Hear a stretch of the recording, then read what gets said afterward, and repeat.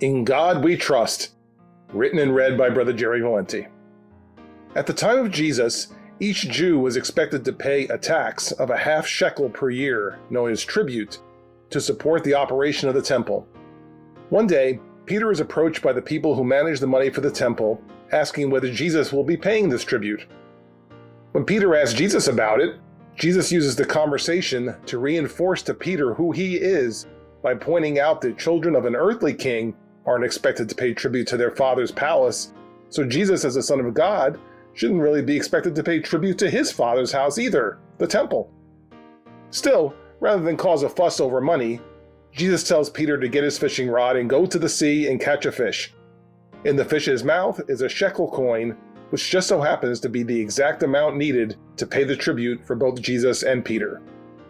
When just the right amount of money shows up at just the right time, it's often an indication that God has miraculously provided the money.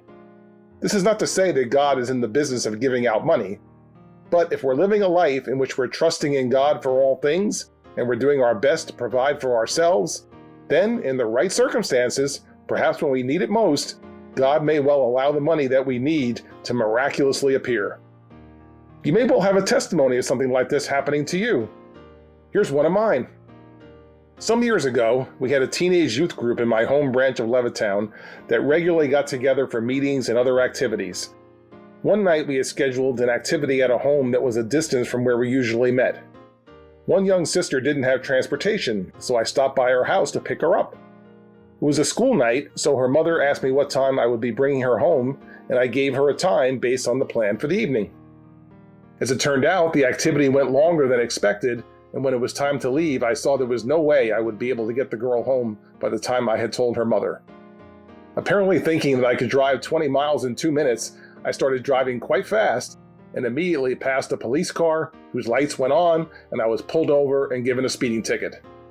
The officer who gave me the ticket marked me as exceeding the speed limit by 21 miles per hour, not 20, but 21, which was just enough to push me into the next bracket of fines, resulting in a $96 speeding ticket. When I got home, I must say I was somewhat discouraged. I had spent the evening doing something good for the young people of the church, and now I had a $96 fine to show for it. I then remembered that I hadn't finished filing my tax return on my computer.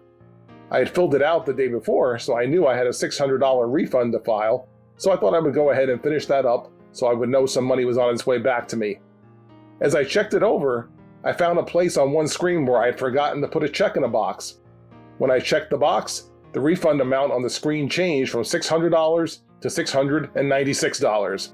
God paid my speeding ticket.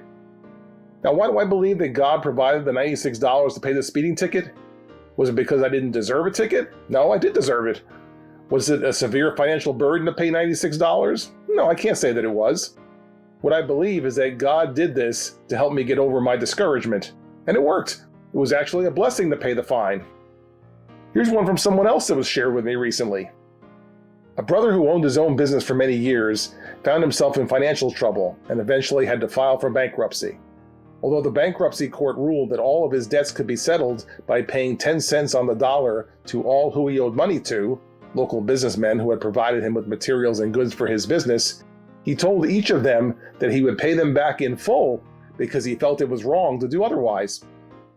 He soon found a job to provide for his family, and his position included a quarterly bonus.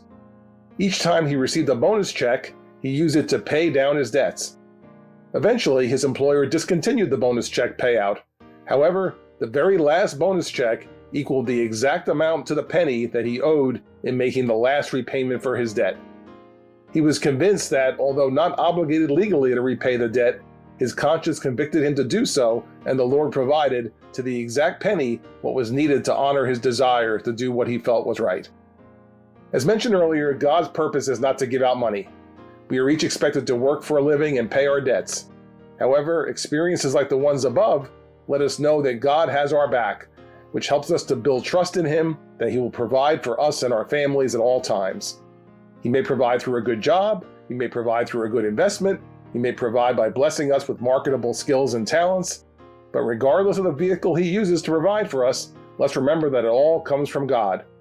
So where is our trust placed? In the job, the investments, ourselves? In God we trust. just like it says on the money.